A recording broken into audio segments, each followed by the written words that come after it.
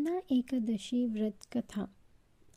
युधिष्ठिर कहने लगे कि हे भगवान, आपने हजारों यज्ञ और लाखों गोदानों को भी एकादशी व्रत के बराबर नहीं बताया, सो यह तिथि सब तिथियों से उत्तम कैसे हुई, बताइए। भगवान कहने लगे, हे युधिष्ठिर, सतयुग में मूर नाम का दैत्य उत्पन्न हुआ। वह बड़ा बलवान और भयानक था। उस प्रचंड दैत्य ने इंद्र, आदित्य, वसु, वायु, अग्नि आदि सभी देवताओं को पराजित करके भगा दिया। तब इंद्र सहित सभी देवताओं ने भयभीत होकर भगवान शिव से सारा वृत्तांत कहा और बोले, हे कैलाशपति, मूर दैत्य से भयभीत होकर सब देवता मृत्युलोक में इधर उधर घूम रहे हैं। तब भगवान शिव ने कहा, हे देवताओं, तीनों लोकों के स्वामी, भक्तों के दुखों का नाश करने वाले भगवान विष्णु की शरण में जाओ। वे ही तुम्हारे दुखों को दूर कर सकते हैं। शिवजी के ऐसे वचन सुनकर सभी देवता क्षीर सागर में पहुँचे। वहाँ भगवान को शयन करते देख हाथ जोड़कर उनकी स्तुति करने लगे कि हे देवताओं द्वारा स्तुति करने योग्य प्रभु, आपको बारंबार नमस्कार है। देवताओं की रक्षा करने वाले मधुसूदन, आपको नमस्कार है। आप हमारी रक्षा करें। दैत्यों से भयभीत होकर हम सब आपकी शरण में आए हैं। आप इस संसार के कर्ता, माता पिता, उत्पत्ति और पालन करता व संहार करने वाले हैं। सबको शांति प्रदान करने वाले हैं। आकाश और पाताल भी आप ही हैं।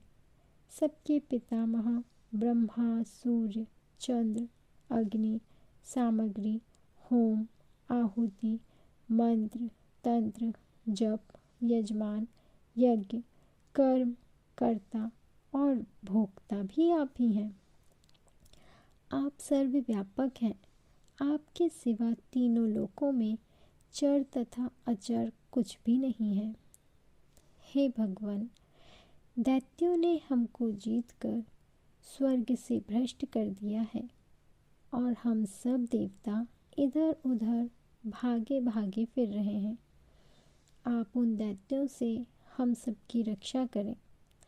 इंद्र के ऐसे वचन सुनकर भगवान विष्णु कहने लगे, हे इंद्र, ऐसा मायावती दैत्य कौन है जिसने सब देवताओं को जीत लिया है? उसका नाम क्या है? उसमें कितना बल है और किसके आश्रय में है तथा उसका स्थान कहाँ है? यह सब मुझसे कहो। भगवान के ऐसे वचन सुनकर इंद्र बोले, भगवान, प्राचीन समय में एक नाड़ीजंग नामक राक्षस था। उसके महापराक्रमी और लोक विख्यात मूर नाम का एक पुत्र हुआ। उसकी चंद्रावती नाम की नगरी है।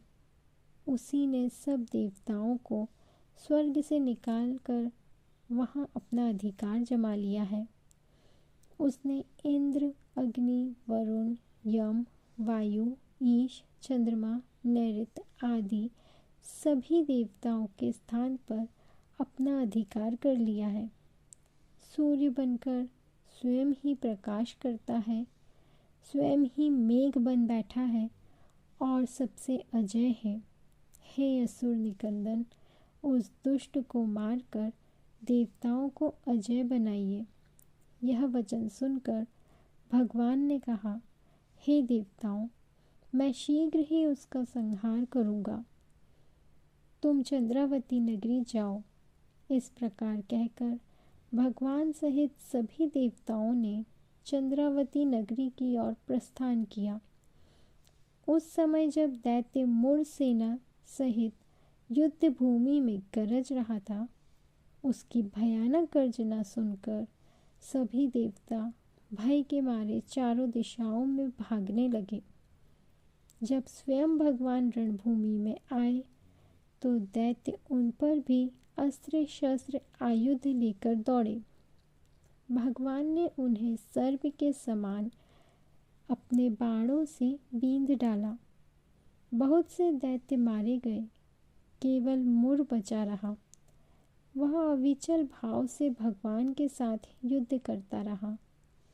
भगवान जो भी तीक्ष्ण बाण चलाते वह उसके लिए पुष्प सिद्ध होता। उसका शरीर छिन्न भिन्न हो गया, किंतु वह लगातार युद्ध करता रहा। दोनों के बीच मल्लयुद्ध भी हुआ। 10,000 वर्ष तक उनका युद्ध चलता रहा, किंतु मुर नहीं हारा। थककर भगवान बद्रिकाश्रम चले गए। वहाँ हेमवती नामक सुंदर गुफा थी। उसमें विश्राम करने के लिए भगवान उसके अंदर प्रवेश कर गए। यह गुफा 12 योजन लंबी थी और उसका एक ही द्वार था। विष्णु भगवान वहाँ योग निद्रा की गोद में सो गए। मुर भी पीछे पीछे आ गया और भगवान को सोया देखकर मारने को उद्यत हुआ। तभी भगवान के शरीर से उज्ज्वल कांतिमय रूप वाली देवी प्रकट हुई। देवी ने राक्षस मुर को ललकारा, युद्ध किया और उसे तत्काल मौत के घाट उतार दिया।